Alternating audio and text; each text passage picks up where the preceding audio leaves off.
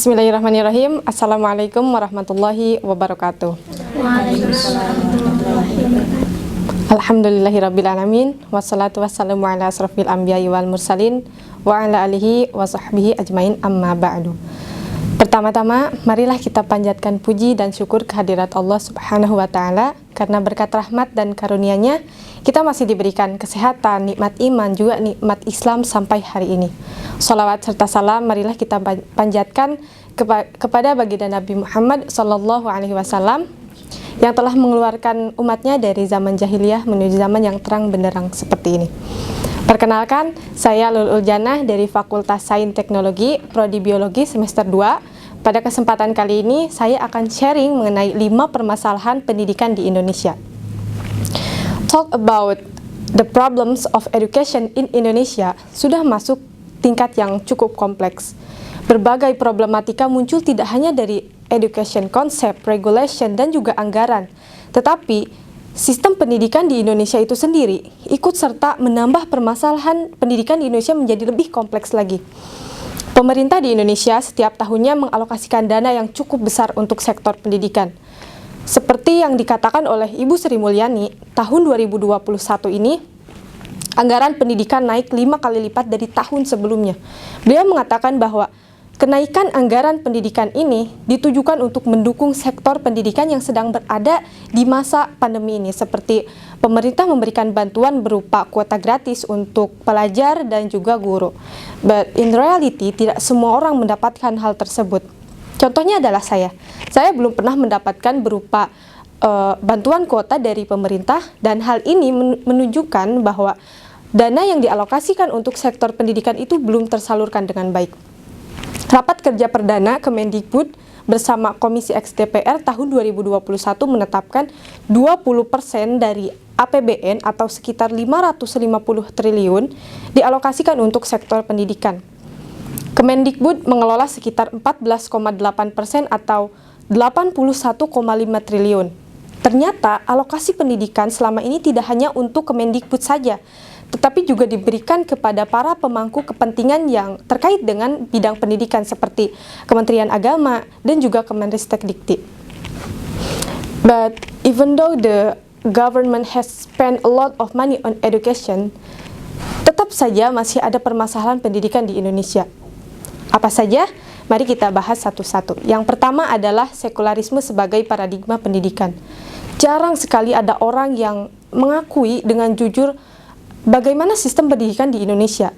Sistem pendidikan di Indonesia adalah sistem pendidikan yang sekular materialistik.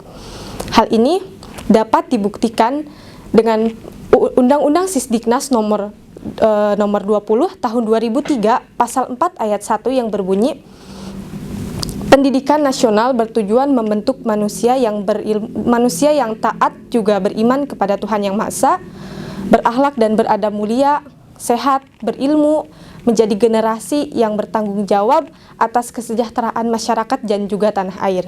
But keep in mind bahwa sekularisme itu tidak selalu anti agama. Sekularisme hanya menolak peran agama to regulate public life, seperti aspek pendidikan ini. So, as long religion is a private matter dan tidak dijadikan sebagai salah satu asas untuk menata kehidupan, maka selama itu pendidikan akan tetap menjadi sistem yang sekular materialistik. Actually, diakui ataupun tidak, sistem pendidikan di Indonesia adalah memang sistem pendidikan yang sekular materialistik. Hal ini juga dapat dibuktikan dengan Undang-Undang Sisdiknas nomor 20 tahun 2003 bab 11 mengenai jenis, jalur, dan juga jenjang pendidikan.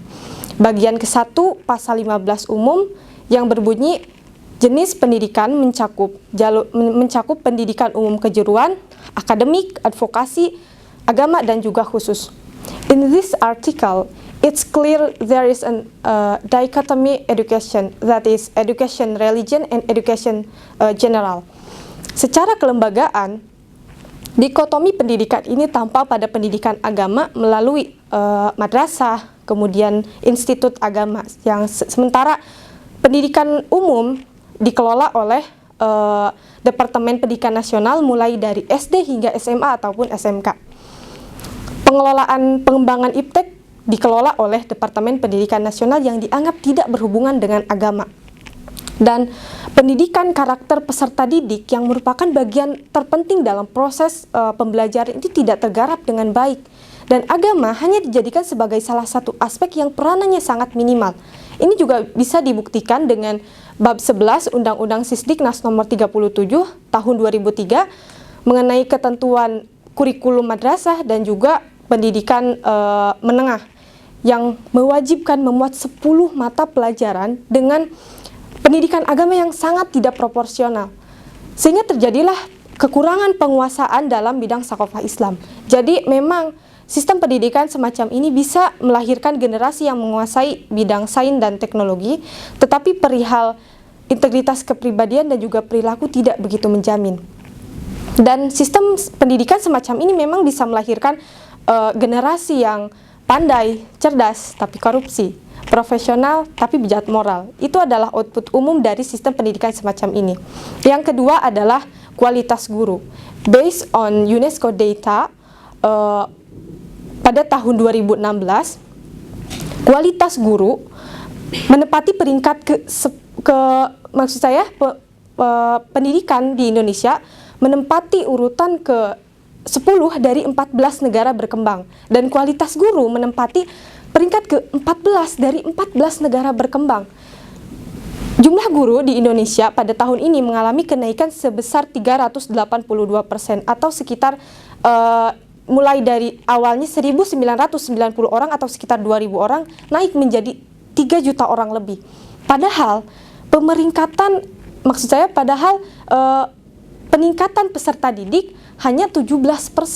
Dengan banyaknya jumlah guru yang ada di Indonesia ini diharapkan bisa meningkatkan atau mencapai pembelajaran yang optimal. Tetapi sayangnya dengan banyaknya jumlah guru belum mencapai pendidikan yang optimal. Kemudian yang ketiga adalah kualitas pendidikan. Berdasarkan tes PISA pada tahun 2018, atau PISA itu adalah program International Student Assessment yang dilakukan pada tahun 2018 ini, sayang sekali Indonesia masih berada di urutan 10 dari total 79 negara lainnya. Tes PISA ini mengukur 3 keterampilan dan juga pengetahuan siswa usia 15 tahun di bidang reading skill, mathematics, and science. Dan sayang sekali Indonesia masih berada di urutan yang terbawah. Untuk bidang reading skill, Indonesia berada di urutan 10 terbawah dari 79 negara. Kita kalah dari negara-negara berkembang seperti Malaysia, Thailand, apalagi Singapura. Yang kedua adalah bidang matematika. Kita berada di urutan 7 terbawah dari 79 negara. Kita kalah dari Thailand, Malaysia, dan juga Singapura. Untuk yang ketiga yaitu sains, kita berada di urutan 9 terbawah. Kita kalah dari Kolombia, Brazil, dan juga Kazakhstan. Profesor Len Preset is a Harvard University lecturer who has conduct research in Jakarta. Beliau mengatakan bahwa ini membutuhkan 128 tahun untuk menyetarakan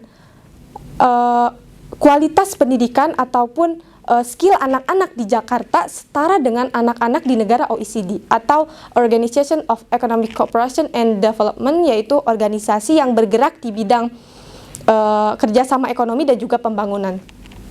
Dan beliau juga mengatakan bahwa anak-anak di Jakarta itu hanya bisa menguasai 7 skill dari keseluruhannya.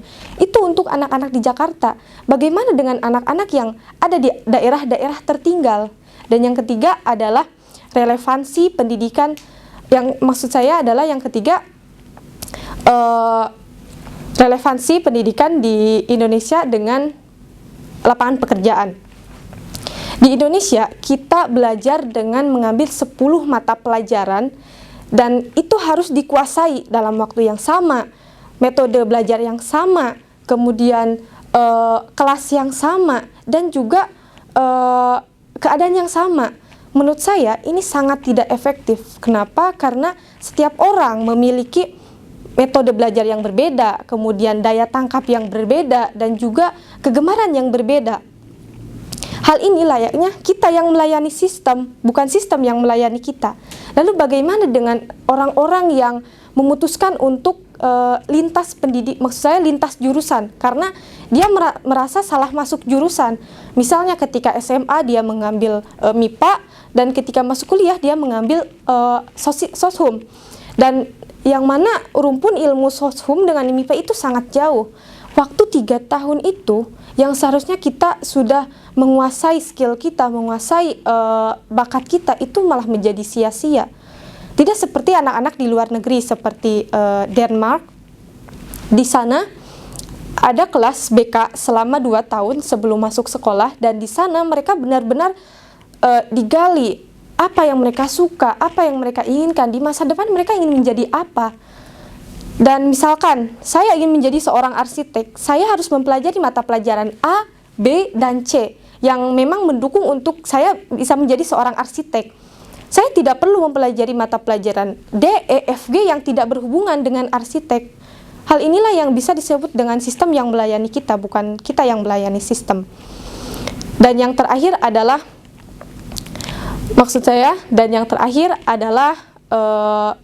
permasalahan program pembelajaran jarak jauh.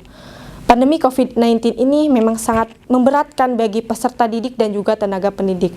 PJJ yang sudah dijalankan mulai dari bulan Maret tahun 2020 hingga sekarang yang sudah lebih dari 10 bulan itu sangat tidak efektif. Dan ketidakefektifan PJJ ini dikhawatirkan menimbulkan permasalahan baru, yaitu learning loss. The Glossary Education Reform mengartikan bahwa learning loss ini adalah kehilangan pengetahuan dan juga keterampilan yang merujuk pada progres akademik yang diakibatkan oleh kesenjangan yang berkepanjangan, atau bisa disebut dengan diskontinuitas pendidikan. Jadi apabila kurikulum menentukan 12 bab untuk satu mata pelajaran, di kala pandemi hanya bisa mengejar 5 bab untuk satu mata pelajaran, dan itu pun apabila sudah dimengerti betul oleh anak-anak. Jadi untuk mengejar ketertinggalan tersebut, guru terpaksa untuk memenuhi ketentuan penilaian yang ada di Indonesia.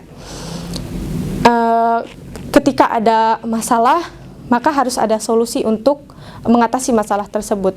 Solusi dari saya yang pertama adalah pemerintah harus mengkaji kembali mata pelajaran yang diajarkan di SD maupun SMP dan juga SMA.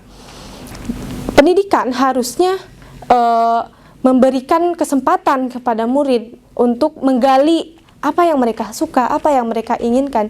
Jangan sampai pelajar terpaksa mempelajari mata pelajaran yang mereka tidak sukai. Padahal setiap orang itu mempunyai keterampilan juga kelebihan di bidangnya masing-masing. Yang kedua adalah pendidikan agama atau pendidikan moral harus lebih ditambah untuk membentengi para siswa dan mahasiswa dari hal-hal yang melanggar hukum dan juga agama. Yang ketiga adalah pemerintah harus sering-sering melaksanakan pelatihan guru sesuai bidangnya masing-masing supaya pengetahuan guru menjadi lebih bertambah dan diisi dengan materi-materi yang menarik seperti bagaimana sih metode pembelajaran yang disukai oleh siswa itu. Dan kesimpulannya adalah meskipun Indonesia, pemerintah setiap tahunnya mengalokasikan dana yang cukup besar, tetapi masih ditemukan permasalahan mengenai pendidikan di Indonesia ini. Dan dibutuhkan solusi untuk mengatasi permasalahan-permasalahan pendidikan di Indonesia ini. Dan permasalahan ini hanya bisa diselesaikan